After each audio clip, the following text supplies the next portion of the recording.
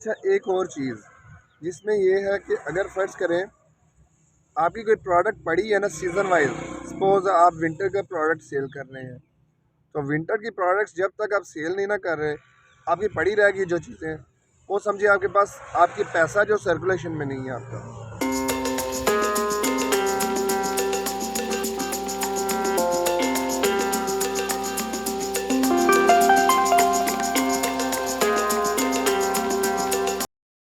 अस्सलाम वालेकुम everyone, welcome to my YouTube channel. उम्मीद है आप लोग ठीक होंगे, खुश होंगे। आज मैं आपको बिज़नेस सिखाता हूँ। बिज़नेस कैसे सीखना है, वो ये मैंने सोचा कि मैंने अपना एक्सपीरियंस शेयर करूं। कैसे है कि 3 फैक्टर्स हैं। चौथा फैक्टर एक ऑप्शनल है, जैसा कि अब आप कोई चीज़ प्रोडक्ट कोई आप सेल कर रहे हैं, उस प्रोडक्ट की सेल, ओरिजिनल प्राइस और प्रॉफिट को हमने देखना होता है। आप हमेशा हम कोई ना कोई चीज़ सेल करते हैं तो क्या करते हैं कि उसका जब हम सेल करते हैं, सपोज मेरी कोई प्रोडक्ट है वो 500 की है, 500 की मैं पीछे से लेके आया मार्केट से, होलसेल में या रिटेल में, जैसे भी मैं लेके आया, तो आगे मैं 600 की अगर सेल करता हूँ ना, मतलब मेरी सेल हुई 600 माइनस 500 यानी ओरिजिनल कॉस्ट, तो इक्वल टू प्रॉफिट आएगी। प्रॉफिट कितना आएगा? 100 आएगा, यानी 600 माइनस 500 इक्वल टू 100। तो ये मेरे पास प्रॉफिट आया। इसके बरअक्स अगर देखा जाए, आप सेल करते हैं कितना, 500 सेल होगी और 500 ही आपका ओरिजिनल कास्ट आई, तो आपका प्रॉफिट कितना है? ज़ीरो। तो ज़ीरो जो कि मतलब आपका प्रॉफिट नहीं है। तीसरी ऑप्शन क्या बचती है? अगर आप बाय मिस्टेक या कोई मजबूरी के तहत सेल कर देते हैं फर्स्ट, और 500 इसकी प्राइस है, तो क्या होगा? सेल आपकी माइनस कर दे इसमें से, कॉस्ट में से 450 माइनस 500, तो क्या हुआ? माइनस में आंसर आना ना, यानी आपका माइनस आपके हाथों से चला गया 50 रुपीज़, तो ये आपका लॉस है। 3 ऑप्शंस होती हैं जब आप कोई चीज़ प्रोडक्ट कोई आप सेल कर रहे होते हैं। तो ये बिज़नेस में मैंने एक नई चीज़ सीखी। एक और चीज़, नया पॉइंट ये है कि अगर फ़र्ज़ करें आपकी प्रोडक्ट आपने ली है होलसेल में, होलसेल आपको कम पड़ रही है, वो बेहतर है।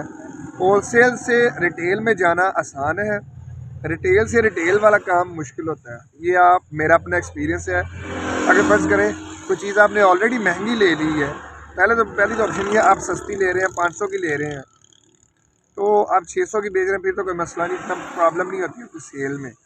अगर आप पहले से आप महंगी ले रहे हैं, फ़र्ज़ करें 600 की ले रहे हैं, तो आप 700-800 की कैसे लेंगे? क्योंकि कस्टमर की अप्रोच के ऊपर डिपेंड करता है, कस्टमर की अफोर्डेबिलिटी पे डिपेंड करता है कि कितना अफोर्ड कर सकता है। तो ये चीज़ें बड़ी मैटर कर रही होती हैं चीज़, जिसमें ये है कि अगर फ़र्ज़ करें आपकी कोई प्रोडक्ट पड़ी है ना सीज़न वाइज, सपोज़ आप विंटर का प्रोडक्ट सेल कर रहे हैं, तो विंटर की प्रोडक्ट्स जब तक आप सेल नहीं ना कर रहे, आपकी पड़ी रहेगी जो चीज़ें, वो समझिए आपके पास आपकी पैसा जो सर्कुलेशन में नहीं है आपका। आपकी मनी सर्कुलेशन में होनी चाहिए। उसकी रीज़न ये है कि पैसा जो है, आप फ़र्ज़ करें जिस तरह आप एक जनरल मिसाल ले लें, अगर फ़र्ज़ करें कमेटी डालते हैं आप, तो कमेटी डालने के बाद क्या होता है, जिसकी कमेटी पहली निकलती है ना, वो फ़ायदेमंद है। क्यों? उसको मज़ीद इसकी डेप्थ में चले जाएँ। अगर फ़र्ज़ करें किसी बंदे को भूख लगी है, तो भूख लगी, पहले सेब ने उसकी भूख मिटानी है, 10वें सेब ने नहीं मिटानी उसको। पहले सेब ने भूख मिटानी है, दूसरा तीसरे ने, ठीक है वो अपनी जगह उसकी प्रायोरिटी है, लेकिन ये है कि पहले सेब ने उसकी भूख मिटानी है। तो ये वो चीज़ मैटर करती है। अगर पहला सेब खाएंगे तो पहली कमेटी जो आपके लिए वर्थफुल है।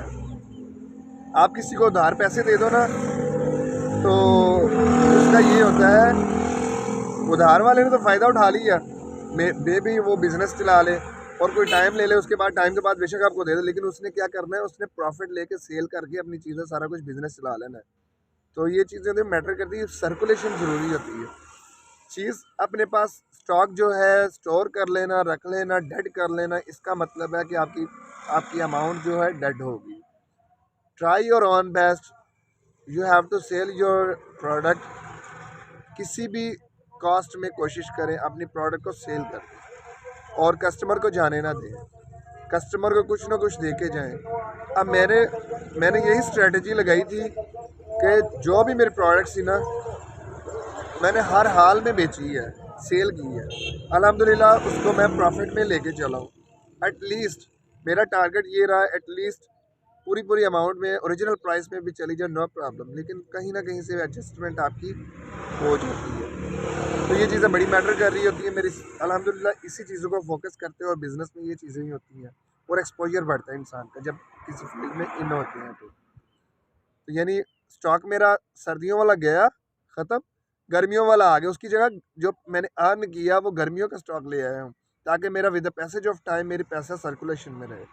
तो इस तरह बिज़नेस की ग्रोथ होती है, बिज़नेस की ये ग्रोथ का पॉइंट है। क्वालिटी है ना, कस्टमर की आंख में होती है। आपकी जो प्रोडक्ट्स है, आपका जो बिज़नेस है, उसको चलाने के लिए कस्टमर की आंख में क्वालिटी पाई जाती है।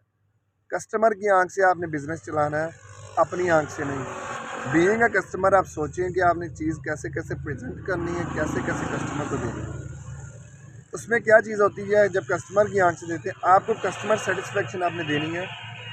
पहली बात है कि आप कोई भी प्रोडक्ट सेल कर रहे हैं, कस्टमर को क्वालिटी मिलनी चाहिए, कस्टमर की कॉस्ट भी इफ़ेक्टिव होनी चाहिए, कॉस्ट भी अफेक्ट करे जो कि उसके लिए रिलायबल हो, तो फिर कस्टमर दोबारा भी आपके पास आता है।